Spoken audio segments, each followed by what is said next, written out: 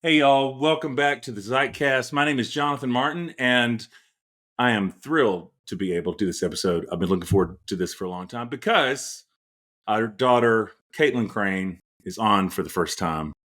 Welcome, Kaitlyn. This is amazing. I know. I'm so excited. I've wanted to do this with you forever. I know we've talked about it for so long, and it's so special to get to do this with you. I want to set up a little bit about who you are and where you've been and what you've been up to and some things we'll talk about today. But first, just as an icebreaker, I just want to ask you, could you tell everybody your deepest, darkest secret? I'm just kidding. Wouldn't that be terrible? Those are the worst questions. I hate That's awful. Like, what's your hobbies? And I'm no. I feel like you'd answer though. I feel like you'd answer, what is your deepest, darkest secret? You're vulnerable. You're honest when you need to be, when you want to be.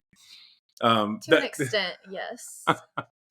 So Kaitlyn is an extraordinary person. So this is her first year at the University of Oklahoma. Yes. So that's been a good experience so far? Yeah, it's been great. The classes are a lot harder than I thought they would be, especially jumping from high school straight into college. I wasn't expecting the workload difference, but I definitely feel way more prepared going into second semester than I did first semester. But aside from school, I'm an Alpha Chi Omega. I love it. Yes. Which, by the way, started at DePaul University, the oldest sorority in America, and founded at DePaul, which is pretty cool. We just got a brand new house, so it's amazing. I'm planning on living in the house next year. Yes. That's so awesome. There's so much I want to say. I want to make sure I mention, though, too, this has been a pretty remarkable journey that we've been on with all the pageant stuff, especially since you had no background in this, because I feel like in the pageant world, which, by the way, y'all, is a world. Wow.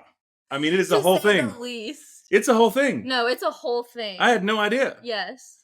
So I've learned a lot. But I know a lot of people that do those kinds of things are like bred for it. Like, I think some people, I don't know, like raise their kid, like they know they're going to play football or something. You can tell people like have their kids in pageants since they were like 3. You, on the other hand, had never done a pageant before. No. How many months did you have before Miss Oklahoma? I prepped for about a year, at least a year, honestly. But I always got made fun of in school, middle school especially, because I wasn't in any sports. I wasn't really involved in anything at school. And I just wasn't good at any of it. I tried all of it. I tried basketball. I tried volleyball because I'm tall. And it was fine, but I didn't really like it. And I wasn't that great at it. And so the pageants were a later in life thing for me. But I'm not making fun, but it's true that you never had like your thing. You didn't have a niche. No, there wasn't like a school, like a club or hobby or sport. So, and then coming in kind of hot to that and going, which, by the way, when you first started preparing, you basically couldn't walk in high heels. No, so that's a funny story too. Yes, because I hit 5'9" when I was in 7th grade. So I was taller than all the boys, most of the girls from a super young age. And so I never wore heels to all of my formals and stuff. If I did wear them, it would be for the pictures and then I would throw them off. But going from not knowing how to walk in 2-inch heels to 6.5 is what pageant world heels are. Sure. It was crazy. And it took me about 3 months, but you got it. I did get it. You got it. Yep. And you did fantastic in Miss Oklahoma. Do you want to say a bit about that in terms of how you did? Yes. So my first pageant I did was Miss Oklahoma Teen USA, which was the one that I really wanted to win. But it was my first pageant, and I thought I had all of it figured out. I thought I would go in there and win, but I was super, super wrong. There's, years of preparation and just experience that I didn't have. So it was great. It was super fun, but I definitely needed more work, more preparation than I thought I did, even after a year, just jumping into it with no experience versus girls that have been on like pom team their entire life or dancers their entire life, theater, all that. I didn't have any of that. So that was great. And then I just did Miss Teen International, and he was a trooper with us on that. How would you describe my role on that trip? Because that was kind of I did feel like that was like a whole new job for me, like a whole new dimension. Well, aside from getting Starbucks in the morning. Right. Yes. When Mom was doing my makeup, yeah, he really held me together so well. Before I would go out on stage, he doesn't even know this, but you really helped me so much. Aww. Every time I went out on stage, I would be so nervous, just shaking, unsure of myself, and the text that you would send me when I was backstage just helped me so much. Well, I feel like somebody need to pray over you, prophesy over you, and do the thing that I do. But the main thing was more because, first of all, it's hilarious when you think about it, about the three of us, me, you, and your mom, staying in a hotel room together. Yeah. Lord Jesus. What was that? That was a whole thing in itself. That was crazy. And between you in pageant mode and your mom, the sheer amount of clothes in that space. No, we had clothes hanging across the trim on the walls, just everywhere. There was no room. And we thought we were going to have a bigger room because half of the hotel was being renovated. So the top half of it was brand new, super nice rooms. And then the bottom half was the really crappy rooms, which we got. One tiny bathroom. Lord, not to mention they only gave us like 2 hours before stage time to get ready. So and when I was getting ready, me and your mom in one bed, you in the other. That was really wild. No, yeah, it's crazy. And it was a week-long pageant, which my first one I did was only 2 days. The Teen International, that was six days long, which was, oh my goodness, it was a rally. It's crazy. Well, and I want to talk a little bit about your platform for that in a second. But you did, I mean, I thought you were extraordinary in both pageants. You came out of nowhere. I mean, you were so, gosh, you just, the way you lit up the stage in every way. But you did great. You did really great at Miss Teen International. Yeah. I felt just the difference that I felt in Miss Teen International compared to Teen Oklahoma, which Teen International was a smaller pageant. Teen Oklahoma is the USA system, which is kind of the bigger one that I really wanted to win. But I've only ever done 2 pageants, so I still consider myself a baby in pageant world. But after just doing one pageant, the second one, I felt like a completely different person. The confidence, the walk, my mentality backstage, it was so much better. And I had a lot more fun because I could relax more and actually take in the experience and make amazing new friends. And my first pageant I did, I was just so consumed with winning and getting the crown. But my second one, I made lifelong friends in that one. Well, you were so poised. Yes. You did come in confident. You did the thing which I always see you do in any room that you're in, but you were so caring and nurturing to the other girls, which is awesome because you've never done pageants on that level, but it's like you immediately slide into this kind of space where you take care of the people around you, which was really beautiful to see the way you supported all of them. I definitely wanted to ask you before we kind of get into some deeper life stuff. I am, by the way, my good friends Jared McKenna and Drew Hart just had me on for the Inverse Holiday Special, Christmas Special. And I thought, I'm thinking of this as like our Christmas special. This is Zeitcast Christmas Special, which I think is great. But I just thought that your platform was so wonderful because I don't want to sound cynical about the pageant establishment, but I certainly maybe had some expectations about what all that would be in terms of like, what kind of tree would you be sorts of questions. I mean, you went with like a real platform and you talked about real stuff. Yeah. So I'd love for you to say a little bit about what your platform was and how you came to that, because I feel like it's super important.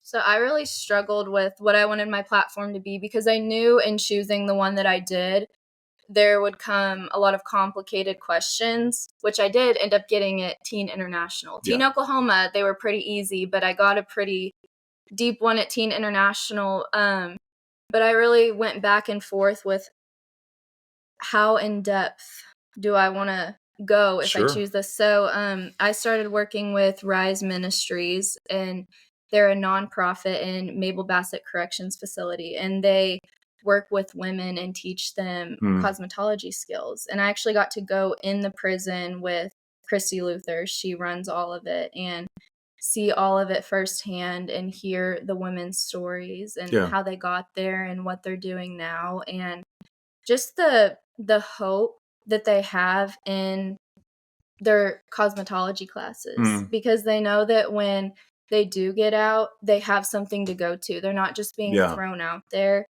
into the world again, which already comes with so much anxiety. They already have a job in place for them. And Christy does such a great job handling all of it. Because it really, right, the idea is it drastically affects recidivism rates. Is that right? Yeah. So whether or not a person re-enters the system. Yes. And actually, my favorite thing to do is go to their transition home. 6 girls are living there right now, and they are all newly released. And they all live together. So they're accountability partners.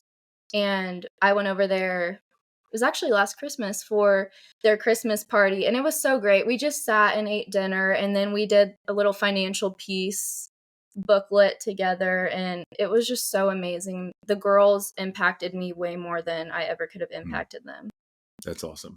Well, and it was cool too, because you were around, and people who are familiar with the podcast would be very familiar with the Reverend Cece Jones Davis, our dear friend, who also we hosted at Paul last year for a mental lecture, but her work around Julius Jones. And so incarceration in Oklahoma in general, but then incarceration for women in Oklahoma is kind of its own thing. If you want to say anything about that in particular, in terms of what a unique situation that is here. Number 1 in the entire world. In the world. So that was really why I was like, I have to do this. This has to be my platform, because I was going back and forth with bullying and a lot of things that were dear to my heart that I faced in high school. But I just knew that this was what I needed to do, even though it was going to be harder than a lot of the other ones I could have gone with. It's such an important topic, and nobody really knows about it. So I was like, what a better place to do it than on stage at an international pageant. Represent my own state and talk about this. Bullying, by the way, super important, really matters, legitimate issue. Glad for people to talk about it. I'm not going to say it's safe. I will say it felt like half of the speeches we heard were about bullying. Definitely wasn't anybody else talking about women's incarceration. No, there wasn't, which I did feel like helped me a lot. Well, and I think, and the way it disproportionately affects women of color here, and like all that, it was just, I mean, you so went to the plate, and it was so just so poised and articulate and digging into something that really matters there. And it was just, it's cool to see the journey you've been on. And I mean, the stuff you've done throughout your life in terms of, I know kids have always been a passion for you. You love working with kids. And it just feels like it's just been so cool for me to watch you to continue to evolve in terms of how you connect to good work in the world. That's really special. Yes. So we don't have to just talk about this. I want us to talk about all kinds of things, talk about fun things. But since so much of what I do here is we do talk about God, spirituality, theology, all that. I really would love to say a bit about, and it's wild, by the way, y'all, I've been part of Kaitlyn's life for 5 years, right? So, but you're 19. I'm pretty sure you were 12 when we first met. I get my times. Which, that's so crazy, because I feel like I don't even know. I feel like I've known you forever. Yeah, it does. It feels like that, doesn't it? But I know it hasn't been that long, because I remember the first time that Mom came home, and I think she went to Charlotte for one of your things, and she was like, "Oh yeah, I met this guy, and he's my idol." And I was like, "What?" I was like, "You don't have a chance with him." But then we were meeting you like a month later, which was crazy. This is not how your mom would tell this story, and I love it for this reason. So, like, please say as much about that as you want. It's so great. You said you don't have a chance with. That's really funny. We were I remember specifically thinking with you, Kaitlyn, because I was the most. Because you're the oldest of 4, and anybody who knows anything about me knows so I don't have kids biologically. Yes. So all this is a very new space for me to come in. I mean, I'm 45 now, but and it's hard. Give you a lot of credit. Well, I don't know that it's hard. Actually, it's not been hard in the ways people would anticipate. I feel like as a unit, as a family, we've walked through unbelievably hard things. No, but seriously. Being with y'all has never been hard. Yeah. It felt like the first time I met you guys that we belonged together. Really did. Don't you? Do you know what I'm talking about? Yes, it felt really like we were like a family out of the gate. Yeah, after the most recent divorce, I know that I didn't have super high expectations of anybody new coming in, but I do remember the first time I met you, I was like, this this is just right. I saw you and Mom interacting. I saw the way that you interacted with the girls, and Kingston just fell all over you, and just the type of person that you were. And he's so young. I mean, I don't think he'd have memories without me. No. But see, that it was the opposite with you, and that was my concern, is that since you were the oldest, I remember just feeling so tentative, because it's like you don't want to come in like guns blazing, like, oh, hey, kids, this is your new stepdad. And like this kind of fine line of wanting you to feel really loved and supported, but also feeling like it was really important to not push that or force that and feel like all of that happened at your own pace in your own time, you know? Yeah, which was so great because you took the perfect approach. I never felt any way but just loved by you. And I know the girls felt the exact same way. Well, and it's just so true that all I've ever felt for you and them is unconditional love. And I feel like it's been, and we'll say more about this, but I feel like because the journey you've been on is not an abnormal journey. I think it's kind of the prototypical teenage journey, but you've been on a path, I feel like, with ups and downs, and sort of like where you change and you shift and you kind of become somebody else, and then you kind of come back around. And so it's, but I never had that experience before. So it's it's like all experimental for me, and just not wanting to break anything. Well, you've been there for all of the big ones with me, especially. I know the girls, they're still going through Alexa's just now starting her teenage years. Yeah. Which I wish you luck with that. 3 teenage girls, really. But you were there for all of my ups and downs, especially through high school. Which, and I really want to focus in on that. Maybe to go to, I detoured myself, but to kind of what would be my original question, I really want to ask you about, because I know you grew up in church, and sort of like what your earliest experiences were of church, your understanding of God, Jesus, just what that looked like for you growing up. It was very pure, innocent. I loved going to church. We went to Church of the Harvest for a little bit, and then my grandparents, they've gone to North Church ever since I was little, and then my uncle pastors a church in Tulsa City Church. Right.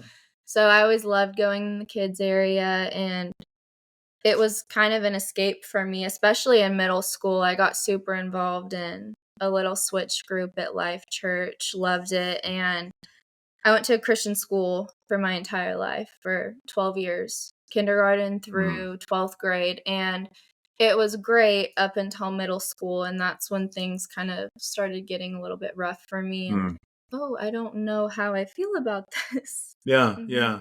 Well, and that's I don't know. It's like I don't want to skip to any like easy resolutions here, but I've thought about this a lot for you and with you, that first of all, it's not everybody's experience. I think it'd be unique for a lot of people to have all of your education in the context of a Christian school in a place like Oklahoma is its own thing.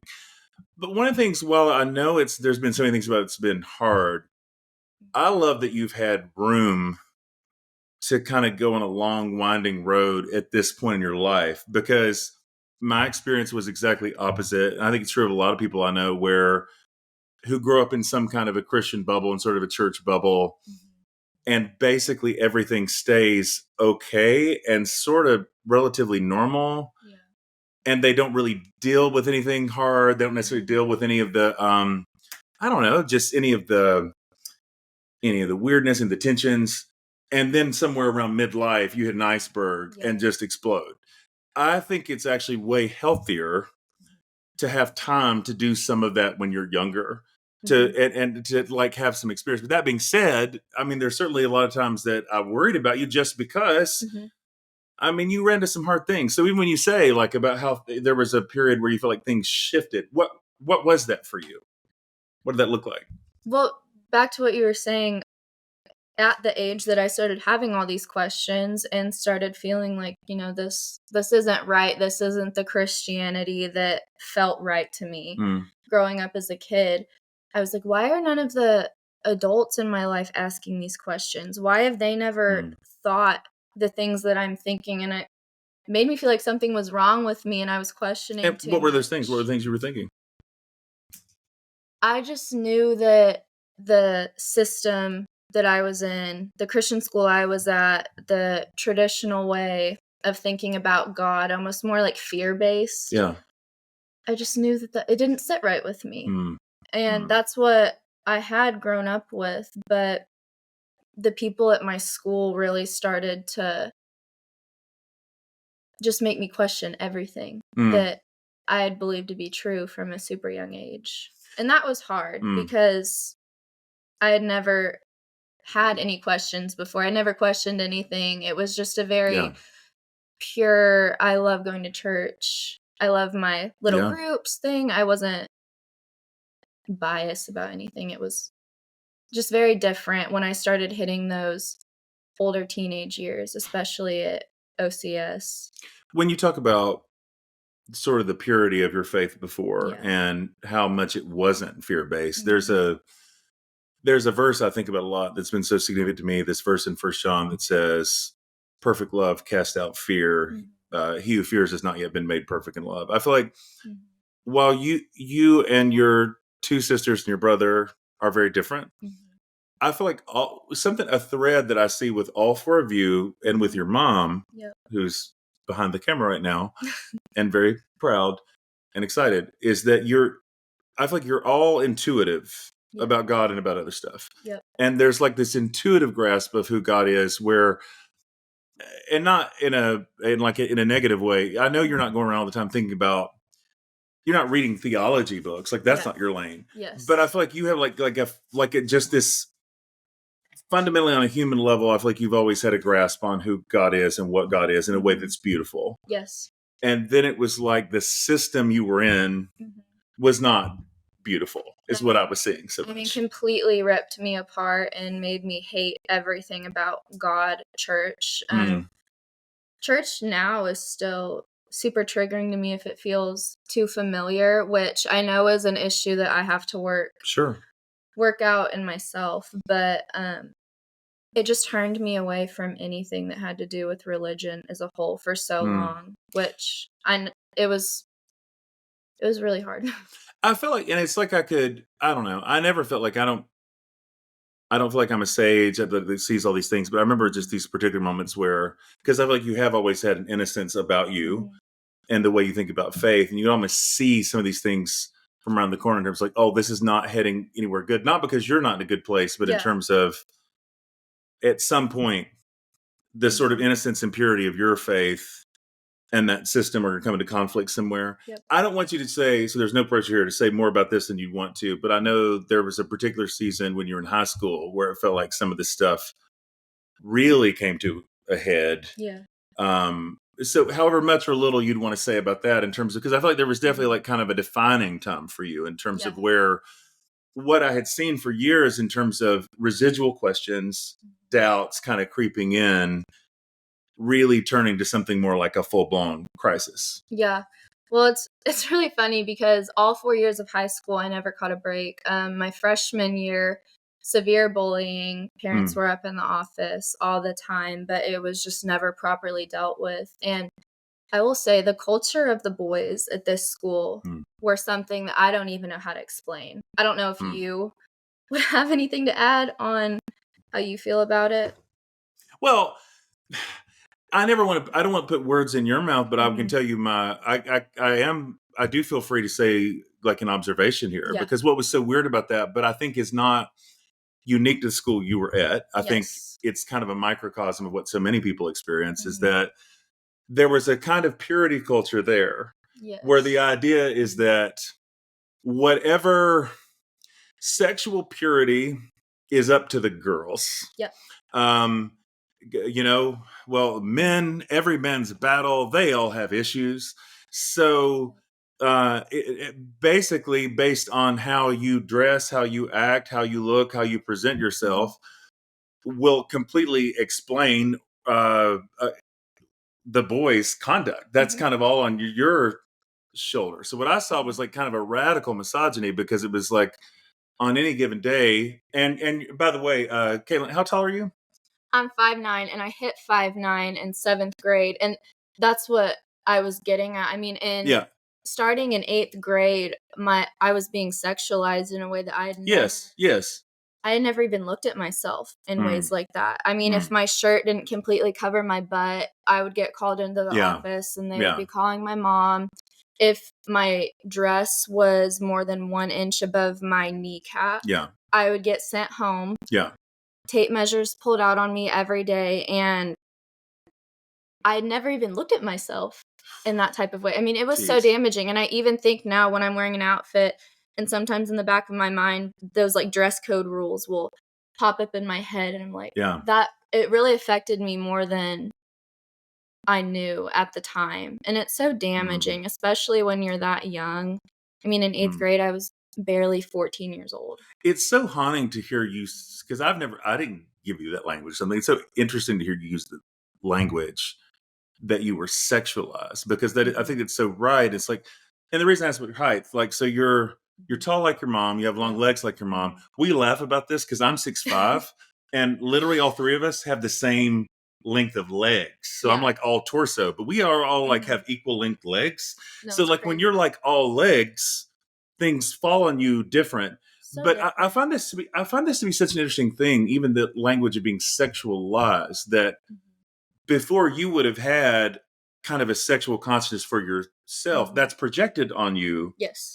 From these expectations and people constantly putting it on you. What's funny is I actually tried public school in 7th grade. So a year before I went back to my Christian school, I had been there from pre-K to kindergarten to 6th grade. And then I wanted to switch up. So I went to Sequoia Middle School. I had never had any of those thoughts there. I had no issues there. I was practically the same kid in a public school. But then when I went back to OCS, my 8th grade is when I started noting the switch and all of the issues start to surface. Yeah. Well, and as those issues are starting to surface, because I know that was brewing like for a long time. Yes. But in the way, and I can't help but think about Jesus language a lot here in terms of, there is a kind of religion Jesus would tell like the religious teachers of his day that makes people double sons of hell. It makes them worse off than they were when they started. It's like instead of setting people free, it just creates extra burdens and all that. So, and I watched you just start to carry some of those extra burdens, especially when during that season in high school, when you were dealing with like really difficult things. And then it was like that system just did not support you. Is that fair to say? Yes, exactly. And then my freshman year was all of the severe bullying from these boys at my school. Just felt never ending, no matter how many times my parents would come up in the office and just beg, like, keep them separated from her. It just wasn't anything, but I just let that be. I kind of learned how to deal with it, not care about it. But then my sophomore year, I got sexually assaulted by a boy in my school, which it's the age of 16 is something that I don't even know how to put into words. I didn't even understand what had happened. I just knew that it was bad. But being at that school, I just knew that I couldn't say anything because I knew it would be my fault. I knew they would ask me what I was wearing. Why were you alone with a boy? And it would be projected back onto me. Like it had been my entire life. When I would get called in for what I was wearing, they'd be like, this is distracting to the boys. So you need to go home and miss your class because what you're doing is distracting the boys in the classroom. And I don't want to. It's so brave of you to share any of that vulnerably, and so I don't want to hijack any of that with my own rage. But the thing that I always think about when I think about this is that, and I think based on the journey you were on so far and some things you're already running into, this was the fear. But what if then when you're dealing with something really hard? But what I think bore out was that sexual assault didn't matter to them the way that skirt length did. No, it didn't at all. I mean, we had actual court documentation of how serious this was. Like, you need to take this seriously, and it just still wasn't enough for them. But I would still get called in my senior year when all of this kind of resurfaced. I did choose to speak out on what had happened, and I just couldn't hold it in anymore. But I was still getting dress coded, called into the office for the minor things my senior year, 18 years old. But then when I would have to go into the office for something related to the assault, it would just kind of be like, you're bothering us. I'm so sorry you had that experience. I mean, it was also heartbreaking. And of course, as a father, and I know, like, you know, people say what they want in terms of like a stepfather. I very much like, for me, it's like, you're my daughter. All of the waves of anger I experienced, of course, you just want to go and like bust heads and straighten people out. But it was so hard because there's always been earnestness about you, like a sincerity and an open heartedness. And I feel like you fundamentally believe the best about people. And I think that what I saw in you, even after there were sort of like some cracks in that worldview, is that you still really wanted to believe the best about the people in that system and what they had told you about God. And I mean, and we talked about this actually right before we started. And there were a handful of people I think that you felt like did support you in some way. Yep. Yeah. There were Miss Stevens, Loredia Stevens, my high school vice principal. It was so funny. She got me into the pageants, which honestly got me through that terrible time that I was in high school. It was so funny. Junior year, she would hold the door open for everybody every single day. And for about a year straight, when I would walk in the door, she'd be like, Kaitlyn, have you ever done a pageant? And I was like, no, I haven't. And I've never even thought of that. Seriously, it never crossed my mind before. But I mean, every single day for a year, this woman was very persistent with me. And I would always laugh her off. But then in March of my junior year, so after months of her talking to me about this, I finally went into her office and sat down with her, went through all the different systems, found the one that we thought I would fit in the best with. And looking back now, I didn't see any good in the situation I was in, especially at school. But now that I'm out of that and healing from it, she was such a blessing because I thought there was no light at the end of the tunnel. It was one of the hardest times I'd ever gone through in my entire life. Aside from family stuff, this was probably the hardest thing, being at that school. And she was just that light for me. And it really showed me God can be present with you even when you feel like there's no sight of him at all. And she was absolutely that for me. I think about her every single day. I love her to death. She was the one person at that school that kept me going and kind of kept my faith. Wow. What an amazing thing to say about somebody. And I think, you know, Kaitlyn, I'm thinking so many things right now. I mean, one, that you, in the middle of a system that's that broken, a faith system and like a school system that's so, and your mom's symbolic back here. It was so like, and it was, I mean, all this was hard for us to watch. It's not as hard for you to live, but hard for us to watch. And, but the contrast of, because I'm really trying hard not to like get preachy about this, but what I always see wrong with that whole form of religion, and I'm on my best behavior, so I'm not going to use any other adjectives about it. But just that form of religion is that it's all about image. It's all about appearance.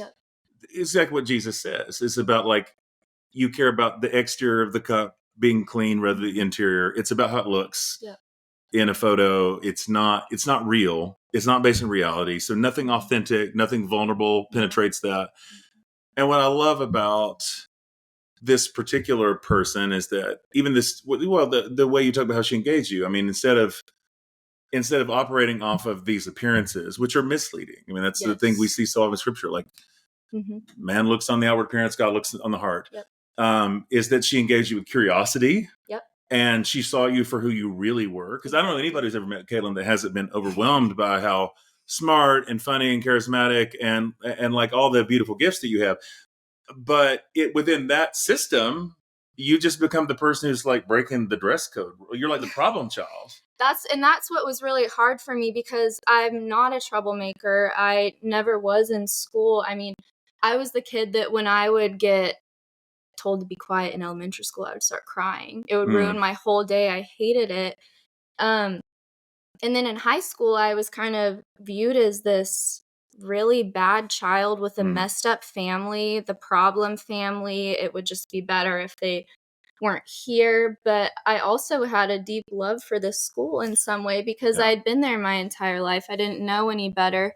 But the one thing that I will say about OCS, the teachers there are truly amazing. Most of them, because they are the ones that sit down with you and truly get to know you. They take the time, they ask you the questions, they know everything going on in your life. And the teachers were honestly sometimes the only way that I would make it through the day. Well, Kaitlyn, I find this to be, I feel like there's something really wise about this. And I find it to be consistently true in religious systems and faith systems, no matter how toxic they get, is there's tons of good people.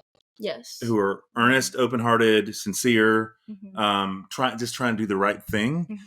And I think not in the same way I talked about you having like always having kind of more of an intuitive sense of who God is. They do too. But they're confined by the system. You only go so far within the system. But they are doing the best that they can. But the system has such like limitations. By the way, it's in the things that because I still find this a little hilarious. I have to say this much. I will talk this much trash. Because the culture of the school then was so one thing. And so like no other ways of life, no other ways of seeing the world. I mean, the fact that we had about not just you, but sort of your family that ever got mentioned in like official conversations like that. Your mom had a Black Lives Matter sticker on her car. That gets brought up in an administrator's office is actually shocking, even in Oklahoma. Yeah, a lot of the kids would always be like, remember when your mom walked in the office with a crop top on because she had just gone to the gym and she had her whole workout set on? Everyone thought it was so vulgar. It was so funny. Wow. Those are the things that got brought up, and there's so many things I could say on that, but I don't want to get any of the teachers I love in trouble. But I've had personal conversations, especially after I graduated. I had one of the best teacher I've ever had in my entire life. She's like my second mom. I would go in her classroom every day. She called me after I graduated and we had an hour-long conversation. We both cried together, and I don't want to get her in trouble, so I'm not going to say anything else, but she was amazing, and she saw what was being done to me, and she didn't stand for it, but she couldn't do anything about it because she's in that system. Her job is at risk. If she does anything, says anything. So I know that was definitely hard for a lot of the teachers that I had deep connections with. They knew what was happening and they wanted to support me, but it was almost like they couldn't at all. And it's very mature of you to see that and to be compassionate towards them when you wouldn't have to be. But I was kind of, I just think it's like the thing I find so sad, without just trying to not just be angry about it, but legitimately sad about the way a lot of those systems, those kind of religious systems work, is that there's like no capacity to recognize that, well, going back to where this started, that if you sexualize a person, and I think we could plug this in on so many different levels, an inability to say, okay, the problem is with me. This isn't your problem. The problem isn't how you look. The problem is not what you're doing. The problem is not how you're behaving. I am in charge of myself and my own body and my own reactions. And weirdly enough, in a culture I feel like ostensibly talks a lot about personal responsibility, there's no sense of personal responsibility in that way. No. And I really do believe what happened to me truly was a result of the way, just the whole way the school operated. I mean, it all fell on me. The boys there knew that they could basically get away with anything and it would somehow be our fault. That was what they were telling them, preaching to them. They would watch us get walked out of class into the office, sent home because of our skirts. And so there's no responsibility on their part. And no matter how beyond your situation, there were so many others. I think like it's almost like there's nothing somebody could do. No. But I remember hearing this. I don't want to derail the conversation, but I think about even like in the church world that I grew up in. I just remember the things that like would be considered most inappropriate for preachers to do. And I remember hearing a preacher said it so struck me like, now if you murdered your wife, you could be forgiven. But you can't do any of it. And it'd be like that. It'd be like, okay, there's almost nothing so heinous that you could do and not get by with, especially if you came in and acted a little sorry, like whatever. But then all these really peripheral things, these really superficial things that seem to be unforgivable, you become labeled like a bad person. And so to bring the conversation a little bit full circle, okay, I'm so how did that experience at the school, how did this affect then your understanding of who God is and what God is and how you connect to God? Well, it really confused me. I'd say that I'm still pretty confused. I just wrote my first big college essay for OU. And my professor, I got a 94 on it. I did really well on it. Yes. Which was great. But I kind of wrote about my whole experience, and I ended the essay with, I really don't know where I stand, but I think there's something beautiful about being able to say that, because the older I get, even just this year ending, I look back at where I am right now versus where I was a year ago, and I'm so proud of myself. And as you should be. all of the things that I've accomplished and getting through the things that I never thought I would get through. A year ago today, I'm not going to make it out of high school. There's no way. The damage is going to be so far done. But I am really proud of myself for working through all of it. And it's still kind of triggering for me to go to church. But that's something that I'm really trying to work on. And I think I just need to find my space that feels very different to me, because I know that things that feel too familiar to what OCS was like is what really gets me. But I know one thing, I know that God is love, and I can always find him looking back on times in my life where I didn't think he was. I can always see where he was, and that's enough for me to still believe in him. There's good people. I think people kept me very grounded, you especially, because I would talk to you about this stuff a lot. You and Miss Stevens really held my faith together, what little faith I did have together. I remember thinking at the time that the more than anything else, that what I most wanted to convey to you was just that how not freaked out I was by any of those questions, or just kind of like, because I think the moment that somebody reacts and it's kind of like, you can't think that, you can't feel that way, that's going to leave this way, that it creates the opposite effect of what I think people want. And that we're the ones you have the sense of like, no, okay, like you get to feel as hurt as you need to feel. You get to change your mind if you need to change your mind. It's kind of, I really probably should have asked about this at the time, because I think probably was worth lingering on that. Beyond the sort of external, there was kind of bullying and these layers of like whatever, but it's, I think also fair to say, deep depression. I mean, this stuff was like, I mean, this was awful. This was no, it was really and we've been through a lot of things as a family together that I thought were tough. They were tough. As a child especially, but this was the worst thing I, even to this day, have ever had to walk through.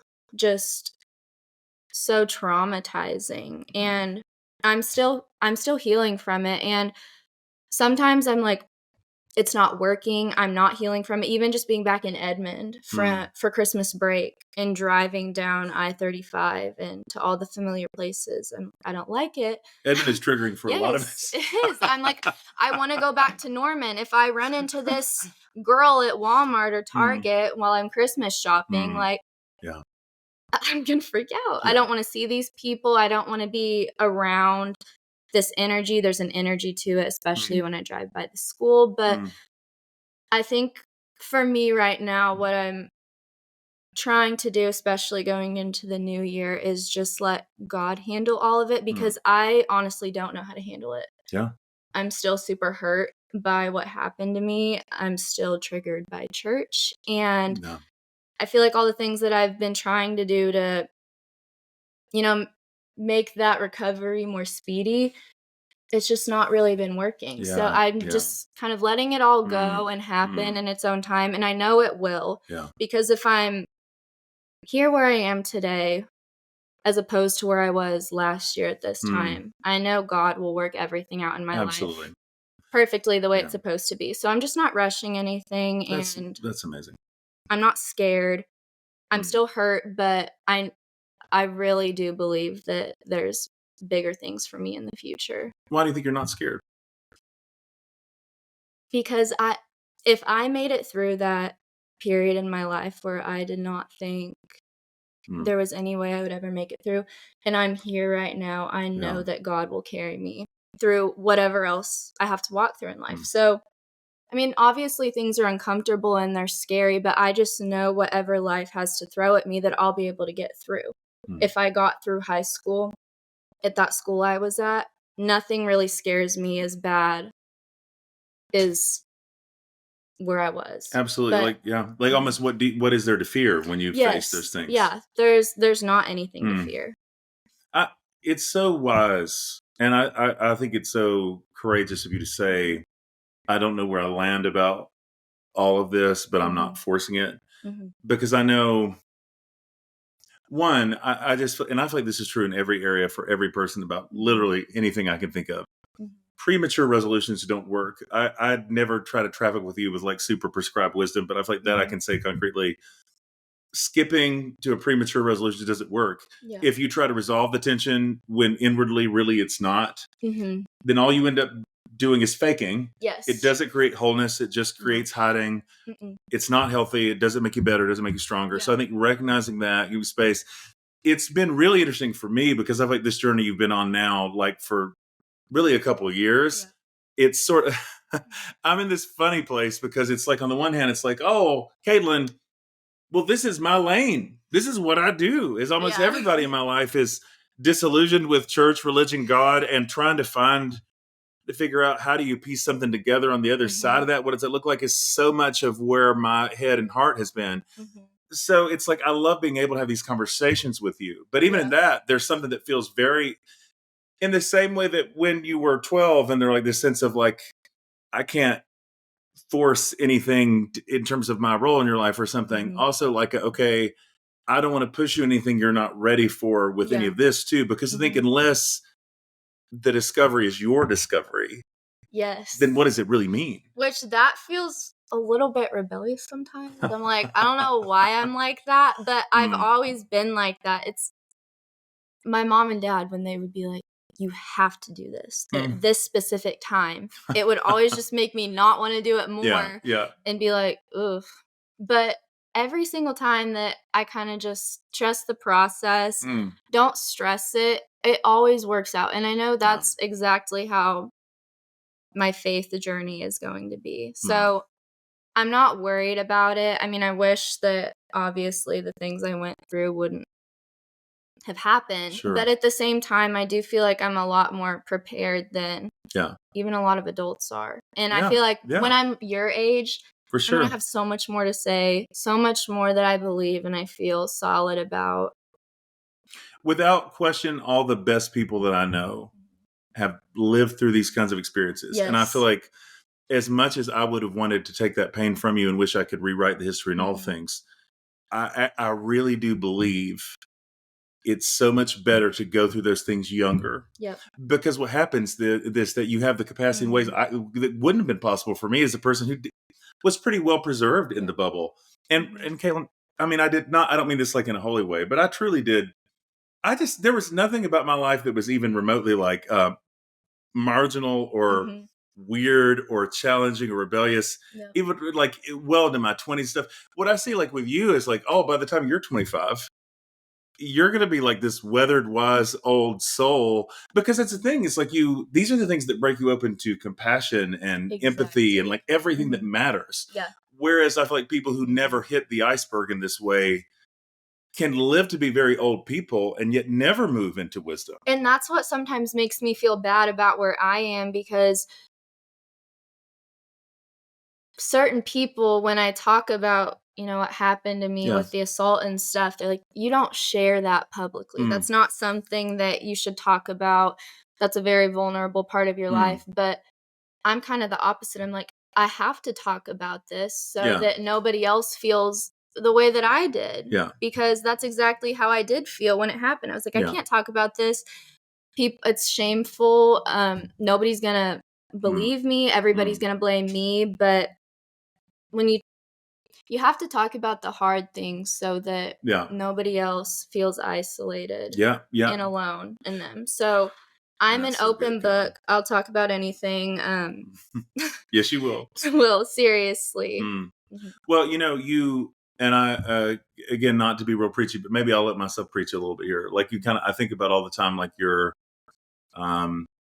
even I guess that'd be your great grandfather was a preacher. And I think about I talked to your mom about the things that were kind of prophesied over her life. Something I see like in her and you, there's I would not put the confines or the restrictions of like ministry language on this, because I think that's trying to steer a thing more than I want to.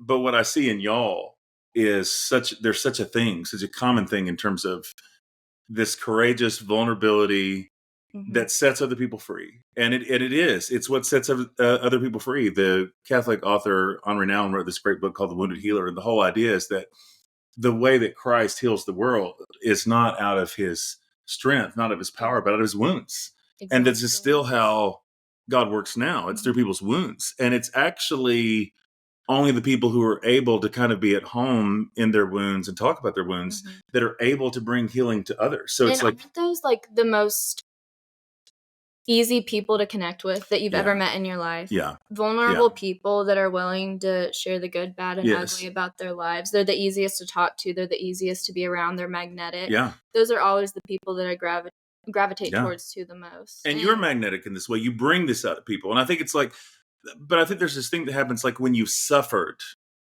you can see it in other people and they can see it on you. Yep. And it's like a moth to flame. Like people just like, they know it. They know it. They know a real one when they see it. Yes. And it hurts me for them, because just little things that people will say or do, I'm like, oh my goodness, I remember I felt like that too. Like my sister right now, Ashlyn, she's in her sophomore year of high school and going through all of the high school things that I'm sure 99% of people have gone through. And I keep telling her, I'm like, I promise you, if you can just suck it up, you will get through this. Yeah. You have to be strong. But it breaks my heart for her at the same time, because I know exactly how she's feeling.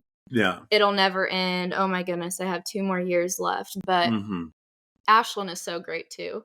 She's amazing. Yeah. She's the best. So she'll be completely fine, but so smart. Yes. And speaking of it, I mean, she's so dialed in. Like, she's an unbelievable person. I mean, you all are. But I think like the thing that you described, Kaitlyn, of like is so, because I just remember so many times where not like that you were doing horrible things, but just seeing all these things swirling around. There's all these moments where I wanted to step in and like make it stop. And there's this sense that I think at every stage of life, but especially kind of when you're growing into a thing where you kind of, sometimes the bottom does have to fall out. And I think the best thing that we can do for the people around us, for whether that's for me in a parental role, but I think even in friends, that kind of stuff, is provide a space where there's unconditional love, where it's like, okay, no matter where you need to go, what you need to say, what you're going to do, you're safe here. You're loved here. Absolutely nothing changes this relationship. And with this hope that inside the, your mom cry makes me cry every time you guys stop doing this, that the security of that, that like, that's where all the change and the beautiful stuff happens, but you can't force it. You can't make it happen. And so many times like, oh, I wanted to come and like try to make something happen, but knowing that's not mine to do. And almost having to learn this discipline of like, it's new to me. I didn't know that it was in me to sort of love kids in the way that I love you, in the way that, but this sort of, that I can't come in like on a white horse. I can't even tempt any of that. I've got to let you be on the path that you're on. Yeah, and I think that's what I'm just now realizing when I feel confused, lost. Where do I go from here?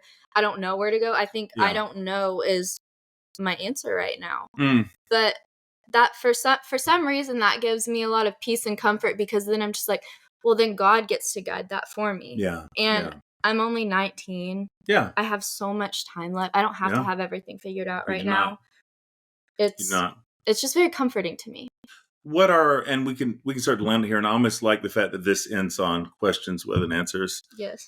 So now that there are things that you've learned, there's ways you've grown, and there's things that I feel like you feel like you know now. But I always think the journey to wisdom really for anybody is coming to know all things that you don't know. Which is ironic, because I feel like it's like, I think the assumption of so much of a certain kind of religion is that you need to be certain when in reality, I think most of us are certain about the wrong things, and we need to be less certain than we have been. Yeah. So I've seen you like go into that kind of uncertainty.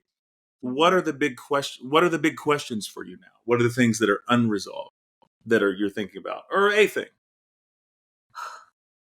in terms of how any of this works or what it looks like, or for you?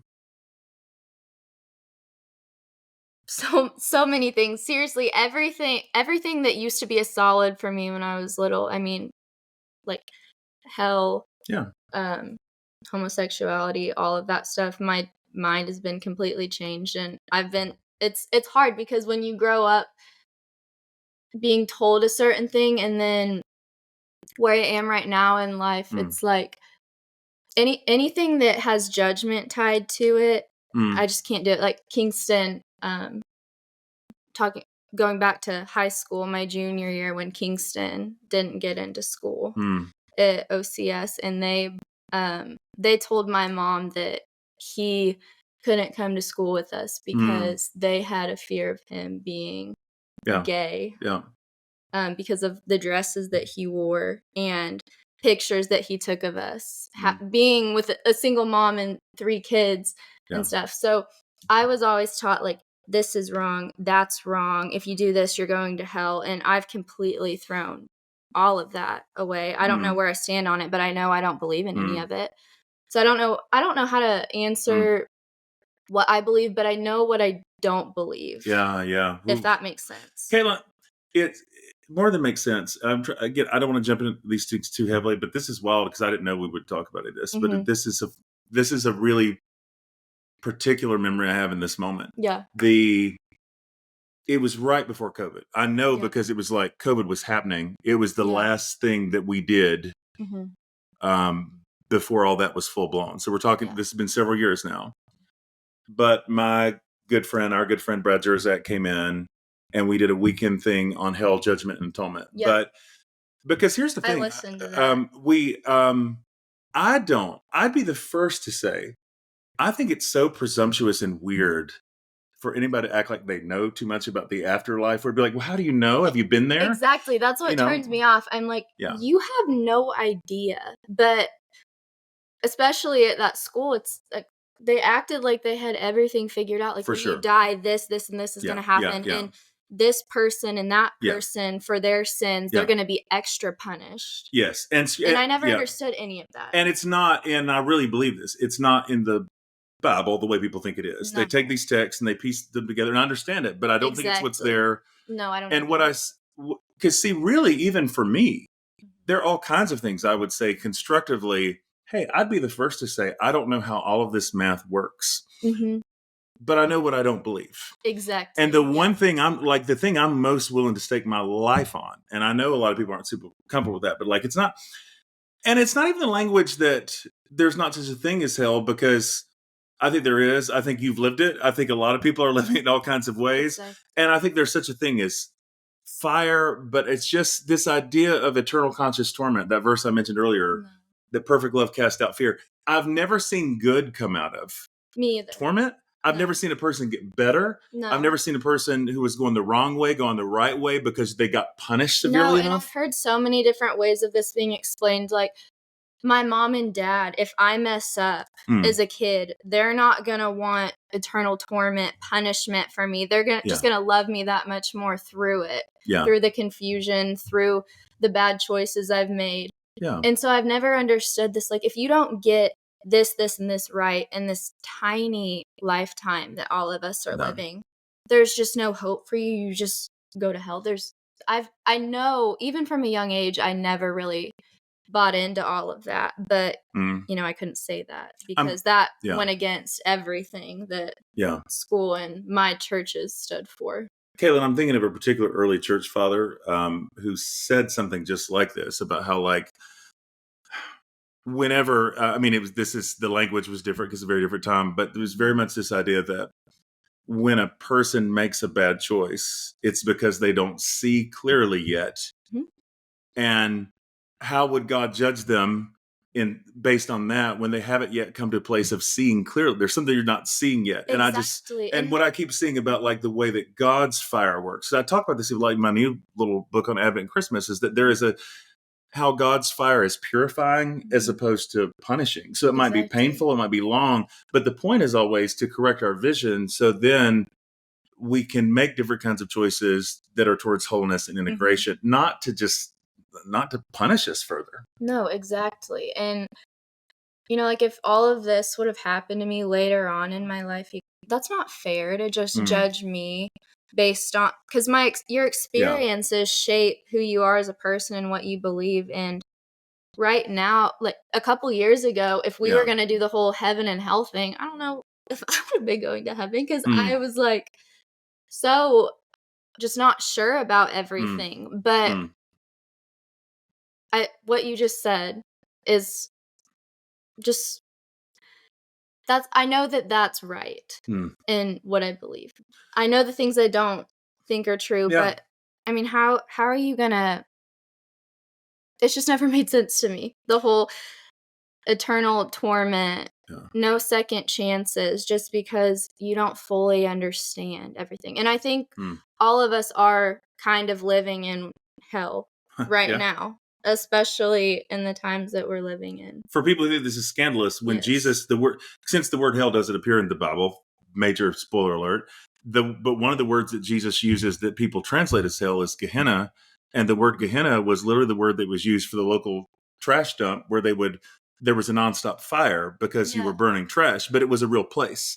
It was actually a place on earth. Yeah. And so I think there's something so to this idea that there are these places on earth, and I know we need to land this, not just, I have no idea how long this has been going, but it's so profound to me and moving. I just think, Kaitlyn, because I've watched this with you, like, and what I'm seeing happen with you, and you're 19, is the thing that took me much longer, and I feel like it's messier when this happens longer. When it happens, I don't love the hard stuff, but I love that you're coming this earlier.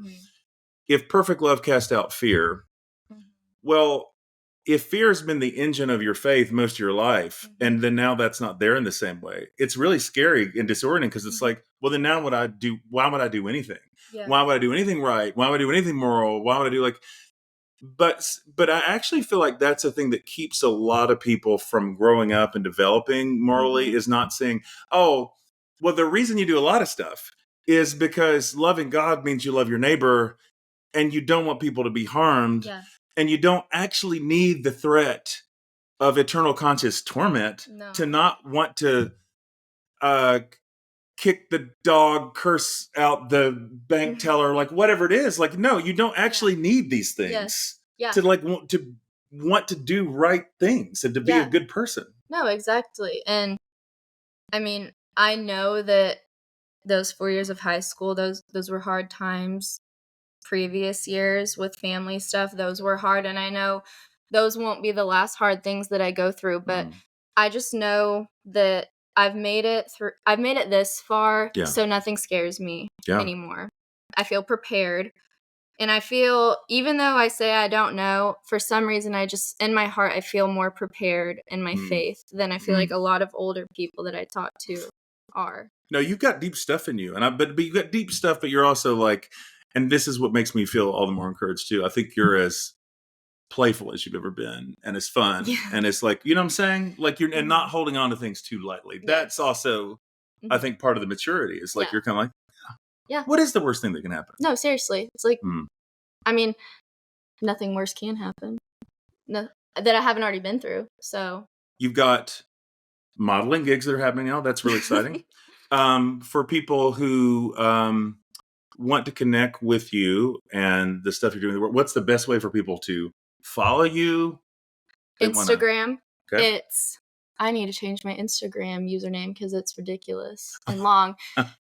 Kaitlyn _Nicole _Crain. Yep. That's it. And you're on TikTok? Instagram. I'm on TikTok. I don't use TikTok a lot. That's Kate, KAIT, TT, 3 T's, and then Crain, CRAIN. Yeah, a lot of thought went into the branding of that's amazing. No, now that I'm verbalizing that, I'm like, I really need to change that so I can just be like Kaitlyn Crain. _, hashtag, exclamation mark. No, that's great. No, I know. And I love, that you're still like being funny and experimenting and doing and just that sense of like the growth and journey. It's just so awesome to see that you keep putting yourself out there, because I really do think there's nothing more healing and helpful for other people than for you to put yourself out there while you're still in process. Yes. And I know even now I still struggle with these ways that I feel like certain things about my life or my heart should be resolved before. But I feel like as best as I can discern the voice of God, what I feel like God's always saying to me is, oh, no, like you have to go to people while you're in the middle of this, not after you figured it out. Like when I did my big post about my experience at school, I counted, what was the number? I counted 32 people that DM'd me with similar experiences. A lot of them were girls, a lot of them were guys. And I was like, text me whenever. Yeah. You can tell me anything. Nothing's going to surprise me, shock me, scare me. And I'm so willing to talk to anybody going through similar things. No judgment. So if you want to talk, just DM me. That's so awesome for you to say that. And then, and I feel like I'm not trying to be super prophetic, but I feel like happening right now, it's like you break people open, and I'm already into, it's going to be so fun. The people who are going to say to me like, oh, and I know it will happen. People are going to say, I shared this podcast. I shared this video with my daughter. I shared this with my son. Yep. I shared this to my friend whose son or daughter is going through this kind of a thing. And that's what makes it all worth it. Even if just one person can say, I really got something out of this. This really helped me through this period of my life. It makes sharing the hard, uncomfortable things all worth it. And if you hadn't gone through these things, if you had this experience, as much as, again, I would want to change all of that, you wouldn't be at a place either where you'd be able to. No, and it brings out the gifts that everybody has. The hard things that you go through really shows you what you're gifted at and capable for, like, helping other people through those things. So good, Kaitlyn. I'm going to, because this is so good, and I feel like I'm going to stop it right there, because I don't think it gets any better. It's one of my favorite podcasts that I've ever done. I think I can say, having not listened to it, if I were to listen to it, hear it, see it, I would say it was one of the best podcasts I'd ever heard or seen. It's beautiful. It's awesome. I love you. I love you too. Thank you so much. This is wonderful. Thanks for joining us for the Zeitcast, y'all. God, I hated that. That was amazing. You think?